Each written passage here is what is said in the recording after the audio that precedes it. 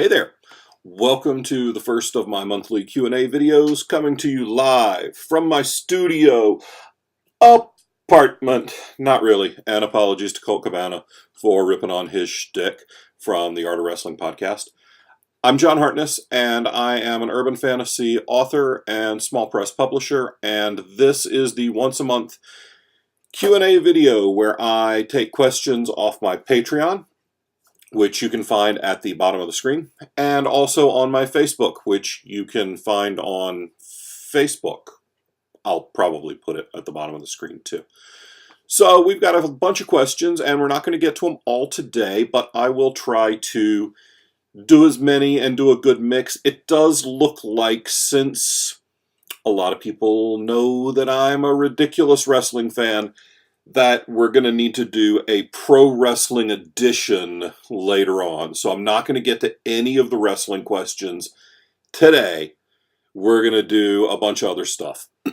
Our first question, because as always, my Patreon patrons get first dibs on what gets answered. My first question comes from Andreas Brucker, and he says, "From the beginning, did you know that there is a Bavarian Jackalope with wings called a Wuppertinger?" The "from the beginning" is because Andreas is typing frequently in German and the converter is all fucked up, so a lot of times he has to go back and retype shit. No, I did not know that there was a Bavarian Jackalope with wings called a Wuppertinger, but there's no way that's not ending up in a story now, so thank you, Andreas. Next question, also from Andreas, because I guess he got drunk and wrote a shitload of questions one night. A lot of my Patreon patrons and a lot of just normal people know that I'm a big Magic the Gathering player. Frankly, you can look at me and see that no matter what I am, it's probably pretty sizable. And so yeah, I'm a big Magic the Gathering player, so Andreas asks if I miss the old Arabian Nights set of Magic the Gathering. Well, to be honest, Andreas, I didn't play during Arabian Nights. I started just about 6 months after that set was out. So it had already gotten expensive and out of print before I started playing. So no, I don't really miss it because I don't know what there was to miss when it was readily available. Plus, back when Arabian Nights was out, there wasn't a whole lot in the way of organized play. So it was mostly, like when I started playing, we were literally playing in bars with our cards in the beer on tables at the White Horse in Rock Hill after class at Winthrop. So I don't really miss it, but I do have a few Arabian Nights cards. I picked up a Library of Alexandria last year, which is the most expensive card in my collection. And then I got Mark Poole to autograph it at a tournament. So I have a few. I don't have a ton. But, so no, not really. But then there's a few that still see play today, so meh, kinda. And then Andreas also asks if I've ever played Munchkin. And I have, and Munchkin is a lot of fun. It has a lot of different variants and a lot of different sets with random pop culture things, which is pretty cool. And it's basically fuck your friends. You know, you all try to beat down doors and kill monsters and grab loot, and then you take your friends' loot and steal their shit. So I'm down with that. I like Munchkin. I've had a lot of fun with it the few times that I have played it. Now we'll jump into some of the Facebook questions. My friend Karen asks, what was my favorite book growing up? And wow, that's a long list and a tough question. Let's see. All right, so the first science fiction book I remember reading as a kid was Have Spacesuit Will Travel by Heinlein, and I bought it at a yard sale because the cover had a cute fuzzy animal in a spacesuit, and it was $0.25 at a yard sale. So I bought it and read it and loved it. I haven't read it since, so I don't know if it holds up 35, 40 years later, but that was one. A Wrinkle in Time was a huge favorite of mine as a kid. I'm very excited about the new movie. I think it looks visually stunning, and the cast looks awesome. So, and I'm fine if they fuck with it. They're gonna fuck with it. Whenever something translates from a written medium to a visual medium, they have to fuck with it because it's not the same thing ever. So I think that there's no way they don't fuck with it. So yeah, A Wrinkle in Time was a huge favorite. The Narnia books by C.S. Lewis were huge, huge favorites of mine growing up. And then as we move into high school and my teenage years, The Belgariad by David Eddings, I've talked about that many times, is a huge influence of mine. And Mercedes Lackey's Valdemar books, the Magic's Promise, Magic's Pawn, Magic's Price trilogy was just breathtaking to me when I was younger. I mean, shit, it holds up today. Those books are still fantastic. So those are some of my favorites growing up. I also read a ton of the old, cheap, mass-produced mysteries, Trixie Belden and Hardy Boys and Nancy Drew. I actually never really liked the Hardy Boys all that much. I thought they were kind of douchey. I was a big Trixie Belden fan, and I really liked her brother Mart. Now that looking back on it, I think Mart is kind of a stupid name for a person. Marty, Martin works, but Mart, meh. But no, I was a huge fan of the Trixie Belden books. I read all of my brother and sister's Hardy Boys and Nancy Drew and Trixie Belden books whenever I could. And yeah, those had a huge influence on me as well. My friend Becky asks, what are the best tunes to write to? And I do write to music. I know a lot of people don't and can't, but I love to write to music. A lot of times it depends. It depends on what I'm writing. If I'm doing a fight scene, I'll jam on some Rob Zombie. More Human Than Human and Dragula are two of my favorite fight songwriting songs. Fight scene writing songs. I'm not going to edit that out. Y'all just going to have to live with the fact that sometimes I fuck up. Oh, geez. Sinuses are killing me.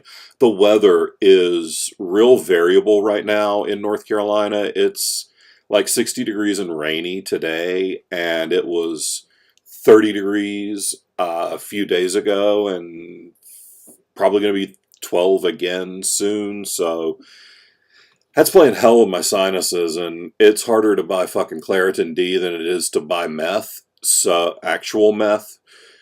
So that's a pain in the ass, but that's neither here nor there.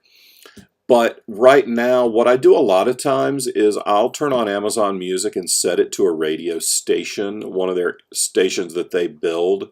And I do the Chris Stapleton station, the Sturgill Simpson station, and the Jason Isbell station a lot, because I love all those guys, and a lot of times the stuff that they recommend off of those musicians and those songwriters also fall into a lot of the stuff I like.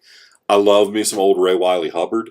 Love, Susie calls him Snake Daddy off of his song Snake Farm, which that kind of fits. Saw him at the Double Door a few years back before they tore it down, and that's kind of sad. The fact that the Double Door doesn't exist anymore is sad, because we were both established in 1973, the Double Door and me. So I miss the Double Door, but cities change. So those are some. Let's see, what's next? Oh, Jen's got a good one. So my friend Jen asks, what is the most government watch list worthy thing you have researched for a story? Okay, I haven't actually researched much that's worth a government watch list for a story, but I've got a couple of great stories about when I did theater that probably did land me on some watch lists for a while. I directed a play called God's Country by Stephen Dietz, and it was about the Allenberg murder trials in Colorado and the early white supremacist movement in the 80s and early 90s in the US. And when I directed that play, I'm a redneck from the South. I don't know much about the white supremacist movement in my preteen years in the western half of the United States because I was 10 and in South Carolina. So I don't know shit about what was going on as far as white supremacists in Colorado and Seattle and all that shit. Sorry, warned you, sinuses. It's a thing. So I read up on this shit.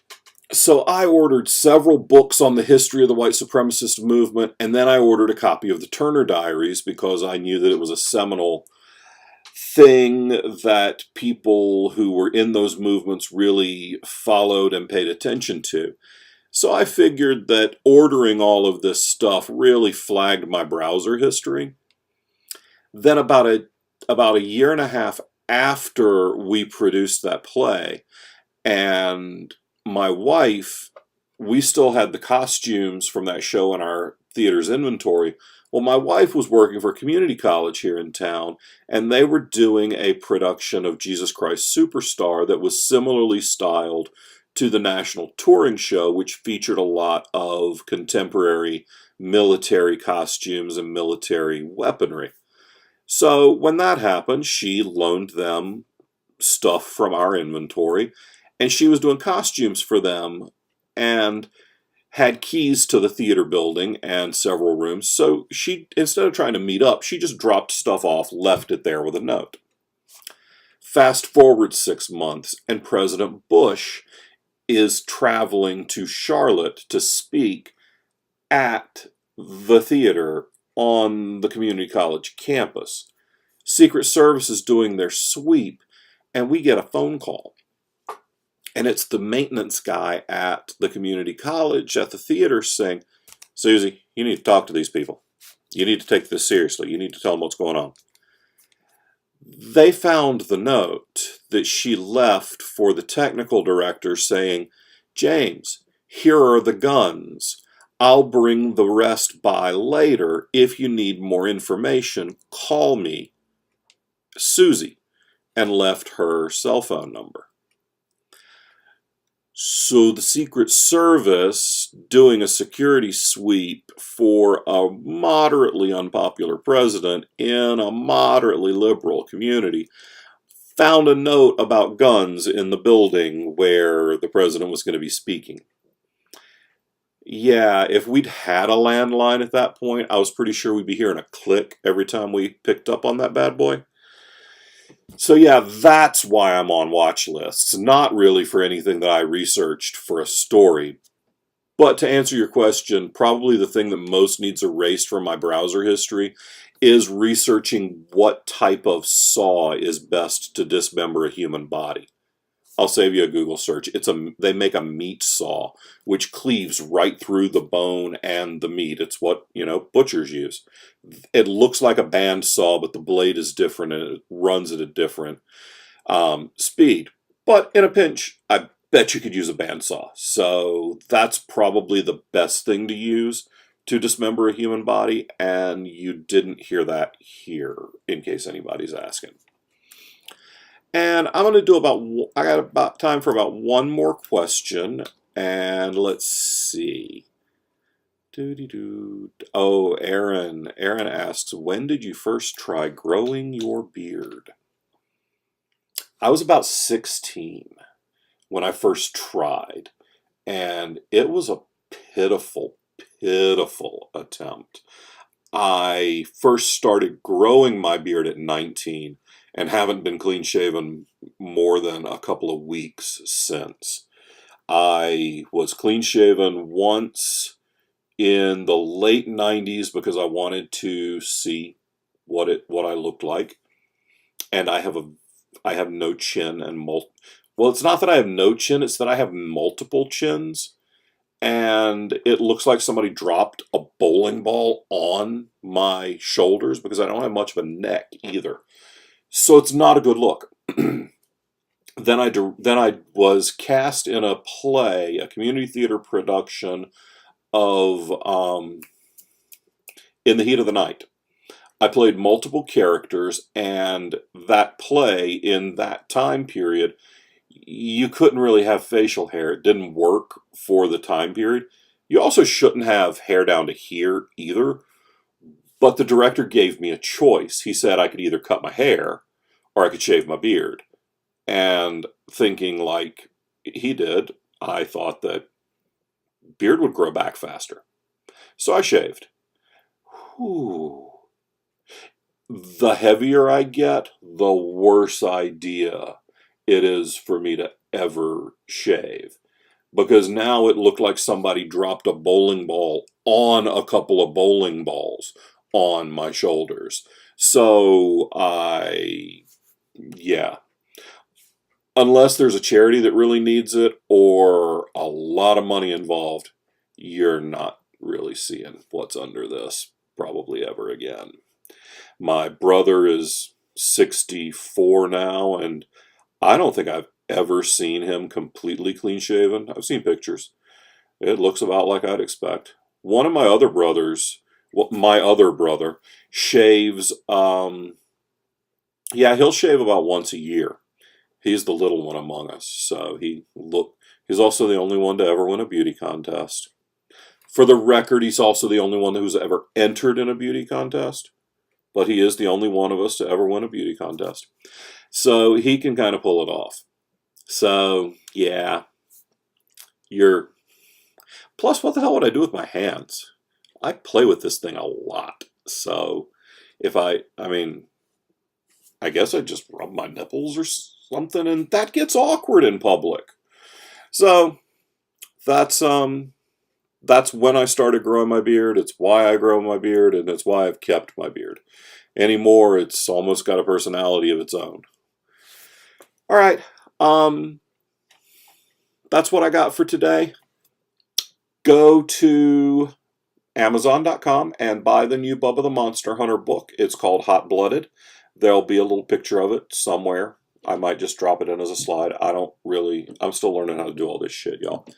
But I'll put a link somewhere here. I'm also still learning how to associate where my hands go with the camera, because shit's backwards and that's confusing. So there'll be a link down here somewhere.